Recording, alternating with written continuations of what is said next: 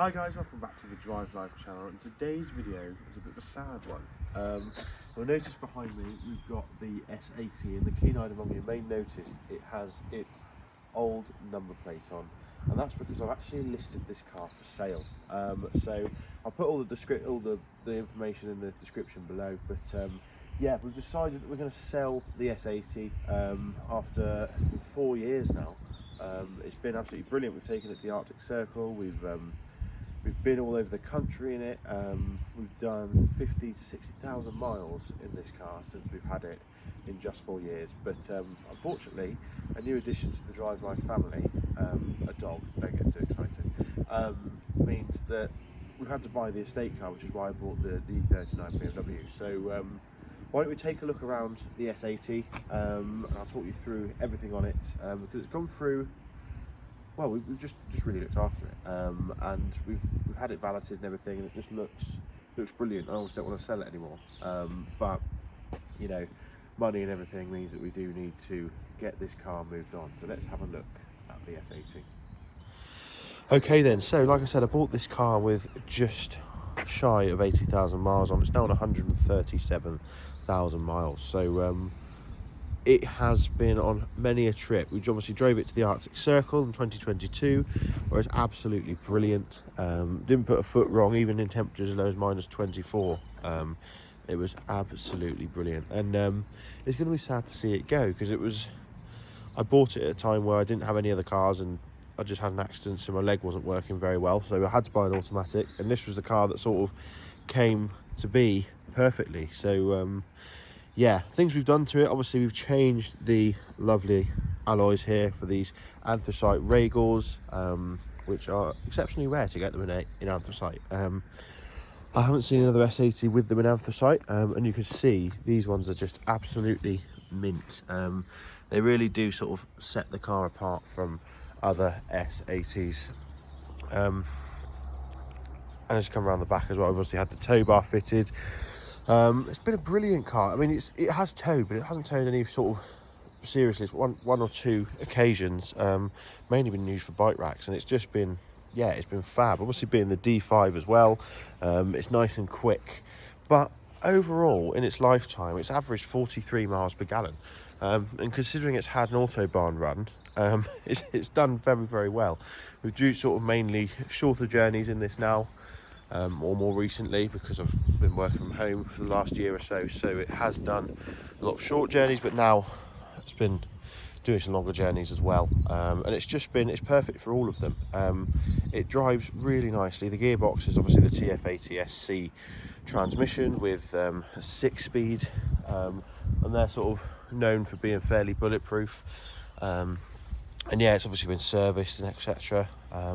Let's take a look on the inside. I'll just show you sort of how nicely it's cleaned up compared to what it sort of used to be on the channel when I was using it every day. So yeah, I think it was 65 quid, and it's come up beautifully. It looks almost new.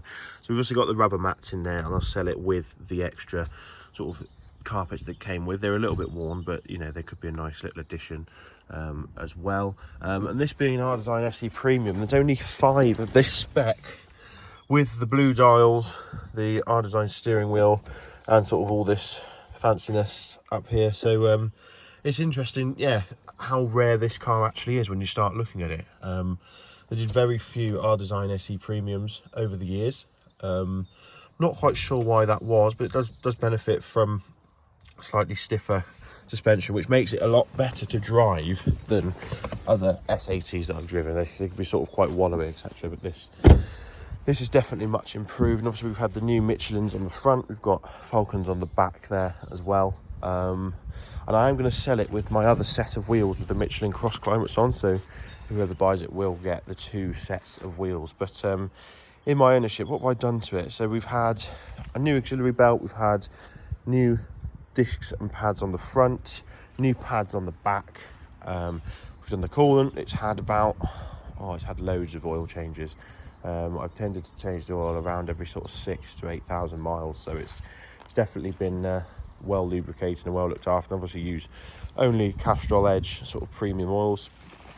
It's had the 2 rear shock absorbers done which was a bit of a shock on this car. It turns out it uses very special shock absorbers that are £500 each that you can only order from Volvo, so it's definitely something that's worth buying one that's been done already. And the thing is, now those have been done, it's good for over 100,000 miles now. They were done, I think it was 120. The first one was done anyway, and then I did the other one the year after, and yeah, obviously used genuine Volvo parts. The thing that's been so good about this car, and I think it's something that Volvo build into all their cars, it's just the practicality.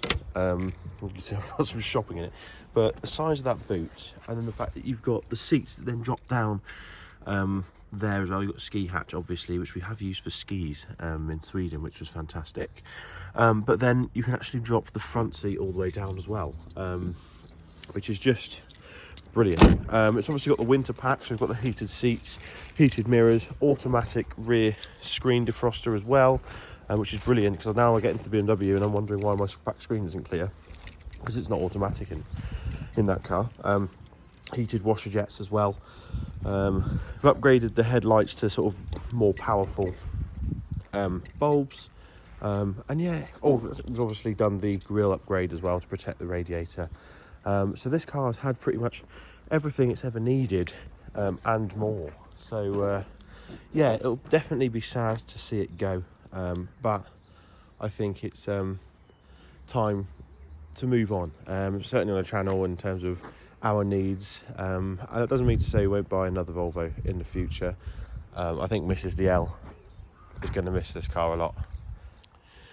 And in terms of the big ticket items, obviously cam belt, that was done at 70,000 in 2018, so it's good for up to another 40,000 miles on the cam belt, or a couple of years.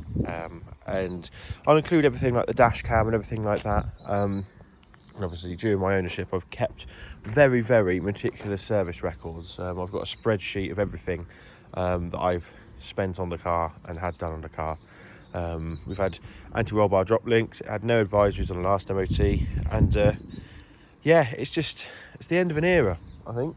I have loved this car, and if I could, I would keep it as well as the BMW, but financially it just doesn't make sense. You know, it's just, yeah, it's cleaned up really nicely, and it's done everything and more, I'd say. I don't think there aren't many cars that can do as much as this car can, and like I said, if it wasn't for needing the extra boot space for the dogs, then we'd probably be keeping it. But yeah, so let me know your thoughts in the comments below. I know a lot of you are probably going to be pretty vocal about your thoughts on me selling it. But yeah, if you're interested, look at the Auto Trader ad in the description below, or message me on Drive Life on Instagram, or send me an email as well. Details are on the YouTube channel, and yeah, we'll see you in the next one. Cheers.